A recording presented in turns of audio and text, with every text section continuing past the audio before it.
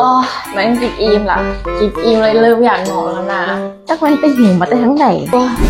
กินอิ่มแล้วอยากนอนแล้วบนนี้เดี๋ยวนอนแป๊บนึงเดินนะถ้าหัวหน้ามาแล้วเขายังบอกแน่เดี๋ยวเขาปลุกโอเค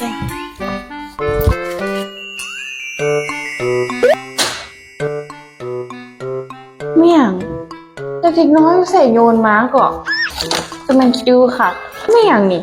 24 30 64 70เลขตัวนี่โอ้เดี๋ยวซื้อเลขก่อนบ่ได้ละอ้าวถึงเลขตัวนี่2 ตื้อกับ400 ล้านว้ามือสั่น